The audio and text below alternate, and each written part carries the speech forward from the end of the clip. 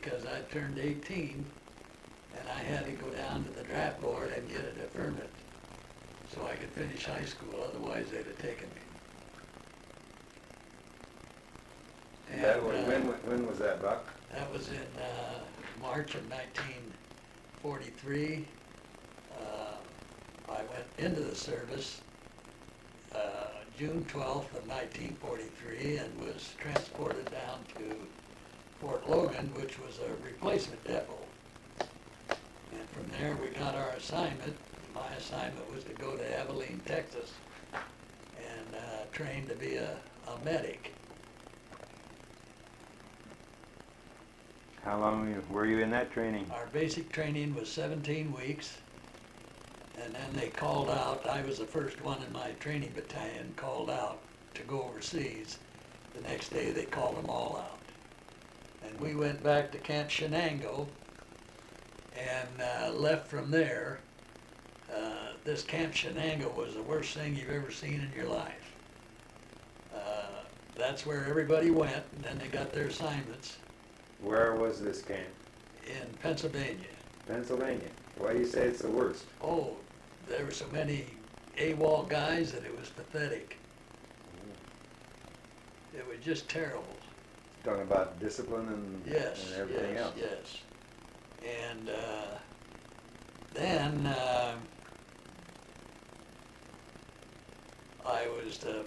we were put on a boat, and we were on the Queen Elizabeth. There were 9 bunk beds in the room, and I slept in the bathtub because I was so sick all the time. I could just reach over and let it go in the toilet. We spent 5 days on the high seas. We had to turn once because of submarines, but that was quite a trip. I don't know how many of us were on board. I got sick walking up the gangplank. But there was a batch of us, and of course, trying to feed all these people was a merry-go-round. Have any idea how many were on that ship? No, I don't. I wished I did. I can't remember. Did you go someplace to eat, or did they pass it out? Or? No, we had to go to the mess hall Uh-huh. and line up in the hallway, and you went in shifts. Mm-hmm. And if you missed the shift, you missed the meal. We landed at Liverpool, and I was in a repo again, and they called me out and said I was going to the 326th AB Medical Company. And I said, what does AB stand for? And they said, we don't know. All we do is fill the roster. We arrived in Hungerford, England, where the 326th was bivouacked, and they took us, it was midnight, they took us into the kitchen to give us a snack.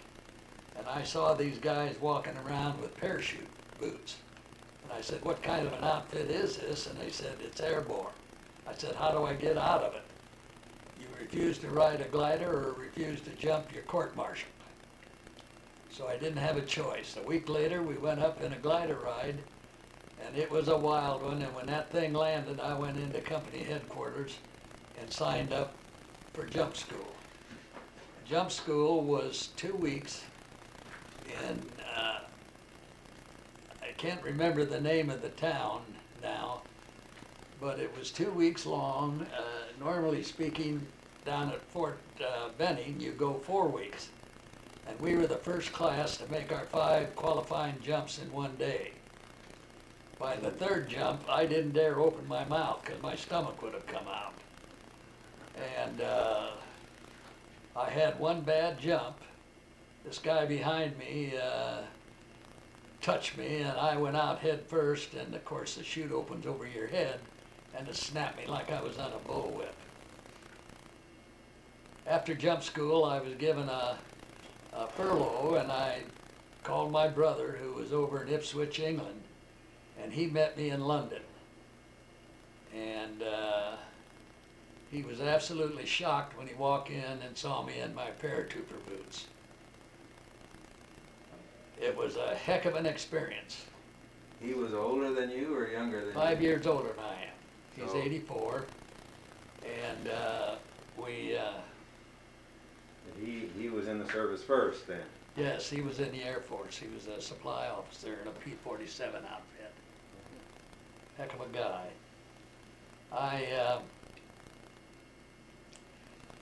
A week before the invasion, I was called down by my exec officer, Dr. Kurt Yeary. And as I walked up and saluted both my brother and Dr. Yeary, why, Dr. Yeary said, I have something to tell you, and I think it would please your brother very much. We have selected you to be the personal aid man to General Maxwell Taylor, our commanding general. I was then sent over to division headquarters at Newberry and served, I ran aid station until which time as we left for our marshalling area. And when we got there, why, we were told, don't get within 5 feet of the fence. And believe me, we didn't.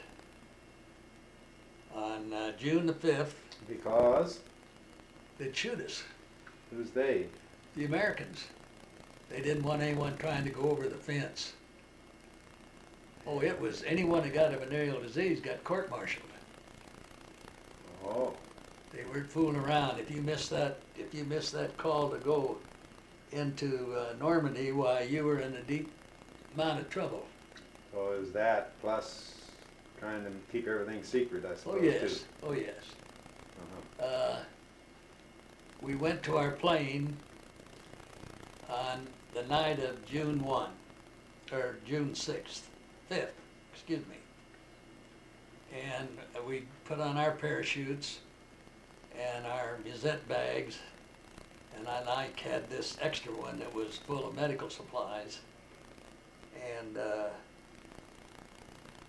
then General Eisenhower came to our plane and greeted us, and you could see the lines in his face that he was sending a lot of boys to their death that night. But it was just like a coach before a football game. Give them hell. And we got aboard plane. I had never passed out air seasickness pills, so I gave 3 pills to each man, including the general. And they had to wake us up to jump. We all fell asleep.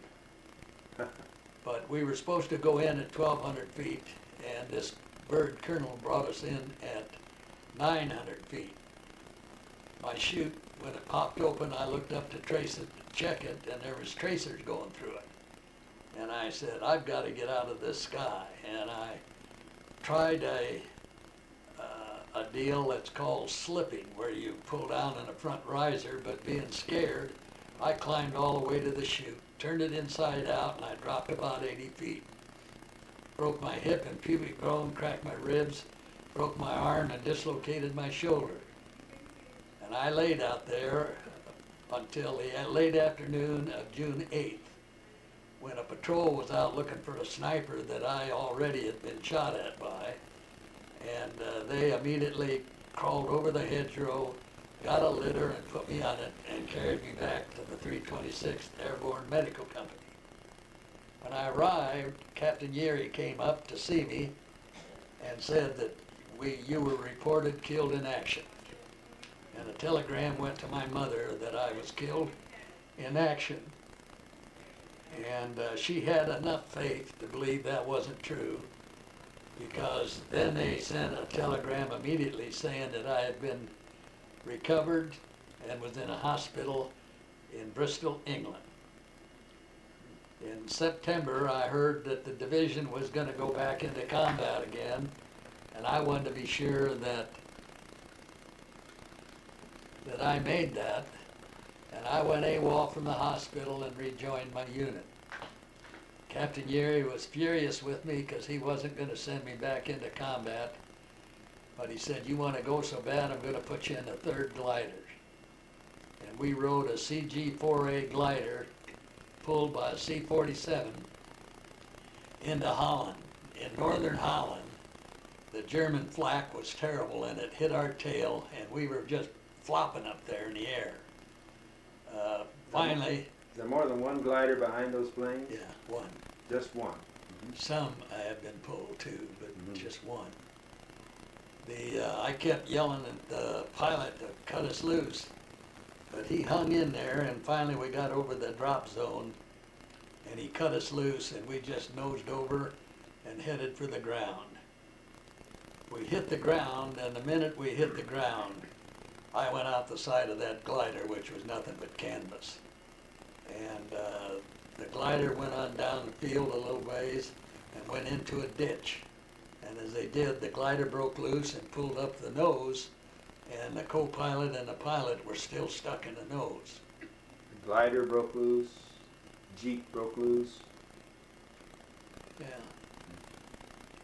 And they had a... You had a Jeep in that glider, didn't you? Yes, we did.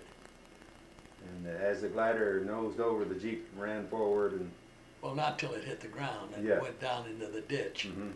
Then that caused the Jeep to break loose and go up, and it pulled the nose up. Uh-huh. There was a cable attached to the back of the Jeep. I was then assigned, along with probably my dearest friend, a fellow by the name of Jack Galt, who came from Montana. And Jack and I were assigned as a medic team with the 506th 1st Battalion Parachute Infantry.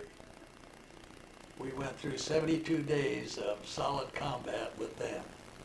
We were pulled out, and we were put back with our company again in Mormelon, France. And Mormelon was the west point of France. They, then on the 17th, they called us out and said, pack your gear. And we hadn't been issued our winter equipment yet. And we packed our gear, got in trucks, and we drove and said we were going to Bastogne. None of us knew where it was. And this was at the time that the Germans broke through with a real offensive effort. And they were driving all the Americans back as far as they could. But they got around Bastogne, and our boys wouldn't budge. And they offered them to surrender, and our boys said, those poor bastards, they don't know any better. I went up to get a couple of wounded, brought them back on litter cases, and they said, who's going to drive to the medical company? And we had a driver, but he refused to drive. And so the lieutenant looked at me, the doctor, and said, all right, Barger, you're going. And we got in a Jeep. We had, in our Jeep up front, I had the driver, myself, and two wounded. The second Jeep had 5 walking wounded. The third Jeep had 2. I don't know whatever happened to the third Jeep. But that second Jeep, those 5 guys looked like they were trying out for the Olympics as they went across the road and into a ditch. I elected to crawl across the road to look on the other side of this burning truck and see if there was anybody on the road to that Bastogne. And when I got across there and looked, why, here was a Tiger tank. And I crawled back, got everybody in the Jeeps, and we took off. We were headed for Paris. We got down the road about 50 feet, and here was the whole German army bivouacked. We were picked off by some SS troopers, and when they said, hands up, I thought I'd dislocate both shoulders, get them up in the air. We then drove up into the medical company, and I came up on Dr. Yeri again, and I said, what's wrong? And he says, we're captured. And I said, the whole damn bunch of us? And he said, yes. They loaded us up in tractors. The 2 guys that were on the litter, when they opened up as we went by this burning truck, they got a 50 caliber slug through their head. But we loaded up in trucks, and we rode around for 2 days. And at nighttime, why, they would put us in pigsties to sleep. After the second day.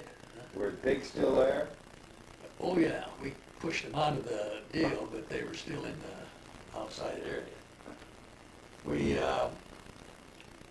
on that second day, why, we started to march.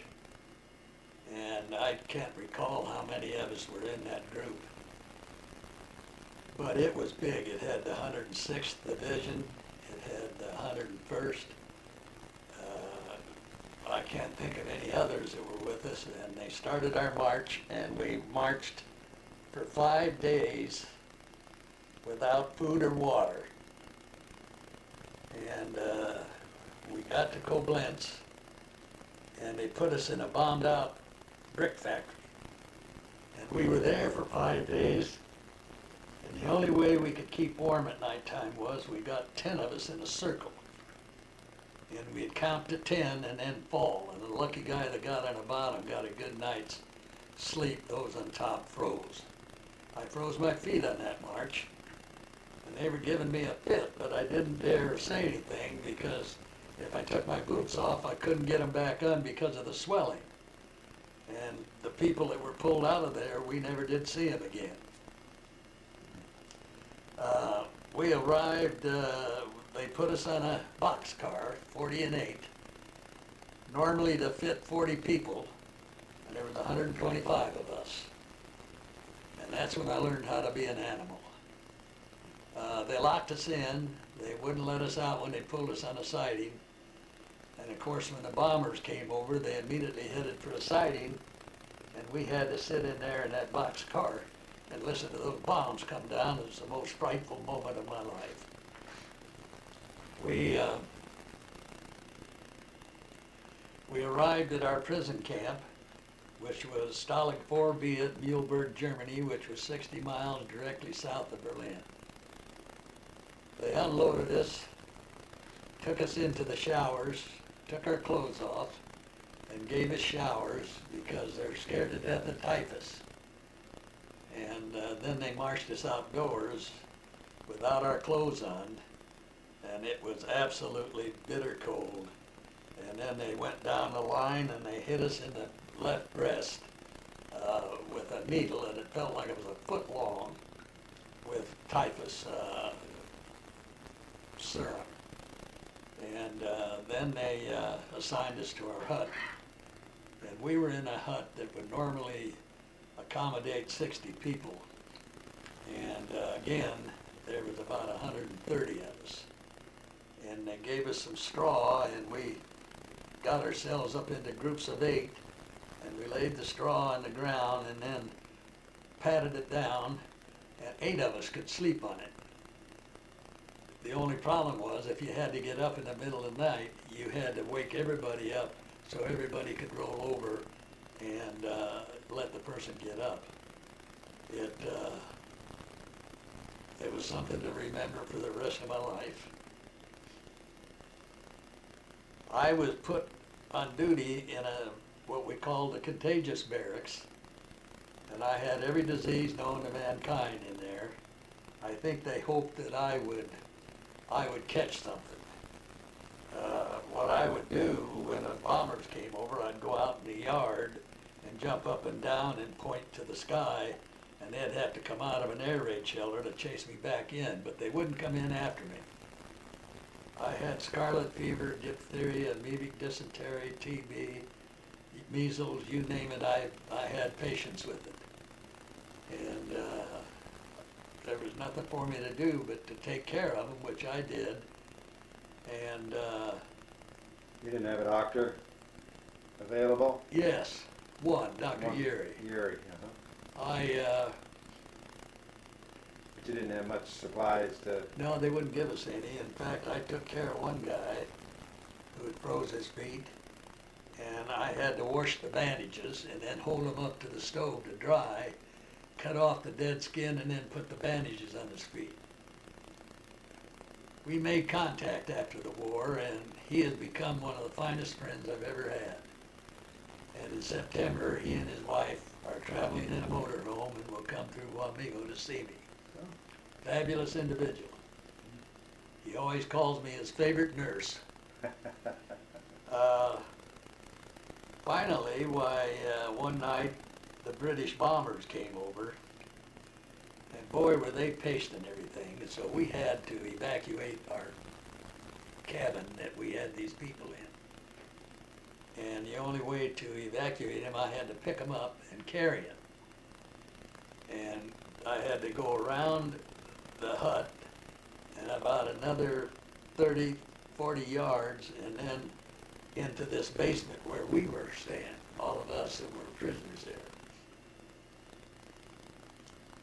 And the last guy that I carried, I had him on my shoulder, and I just cleared the end of the hut, and a bomb hit, and just blew that hut all to pieces. The walls went out, and the roof came in, and it just knocked me head over appetite.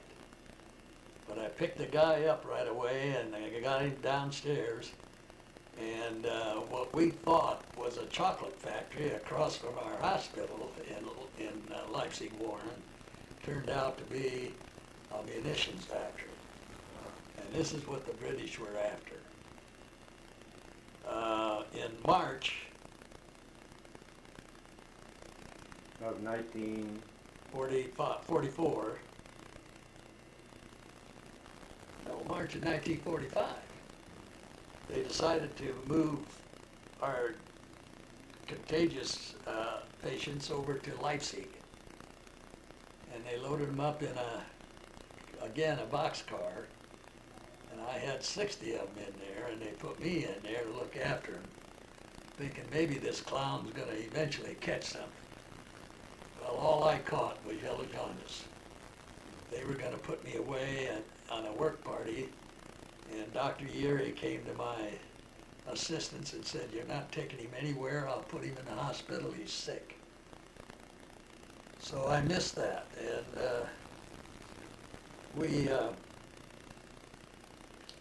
the minute we were liberated by a Ranger battalion, and this little first lieutenant was the toughest little battalion you've ever seen.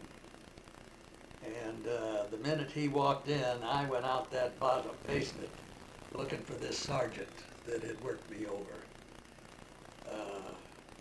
German sergeant. Yes, I told him where to put him one day, and boy, did he beat me up. But it made a man out of me. Then we went up on the roof of the second building to put up an American flag that we had made. And this guy shinnied up the pole to strike it in a sniper shot, and down he came. I grabbed the flag and I shinnied that pole, and that's the first and only and last time I ever shinnied a pole. But struck it, and down I came, and in 1946, December of 1946, this package arrives from St. Louis for personal effects, and it had this flag in it. And I hung on to that flag, and I used to give talks about it for 40 years. And then I decided I needed to give it to Dr. Yeri and let him have it for a while. And he has since passed away, bless his soul, and I'm going to ask his wife if she'll return it. I hope she will, because there's a lot of people that want to see it. I got sick, as I said, with yellow jaundice, and I wrote out an emergency medical tag, and they drove me over to this field hospital. And I could still remember this captain saying, "Who made out this tag?" I said, "I did." He said, "You're not a doctor." I said, "No, but I'm a medic, and I know what the hell's wrong with me. And if you want to test it, push at my liver." And he pushed at my liver, and I fell to the ground. And I said, "Now are you satisfied?" And they put me in a room along with, I don't know how many guys. And I slept for 24 hours.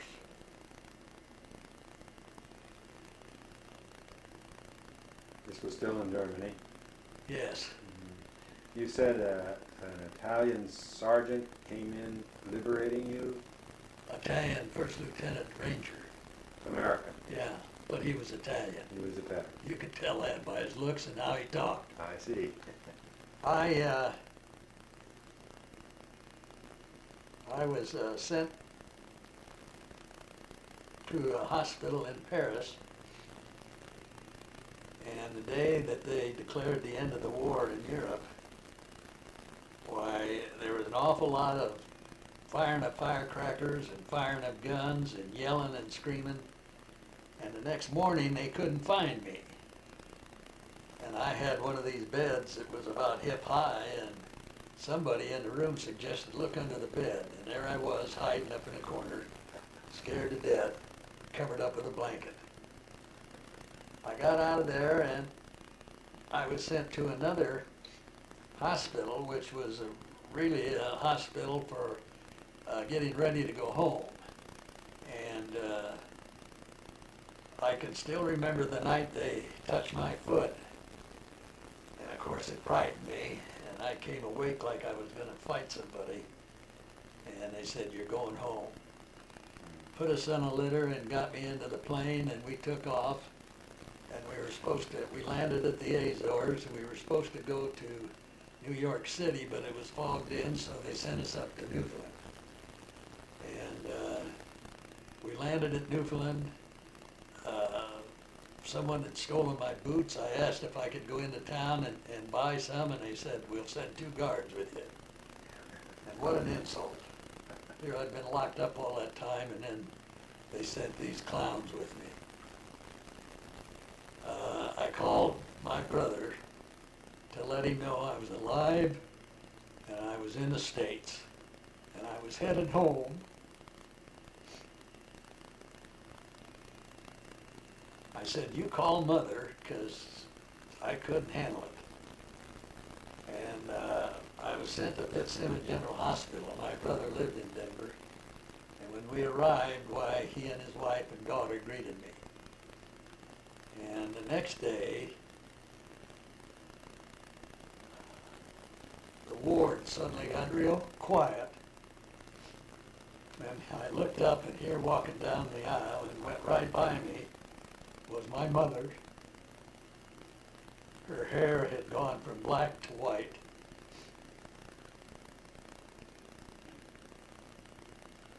I was able to get some leave from the hospital, but I was there for 6 months. And doing nothing really other than recuperating.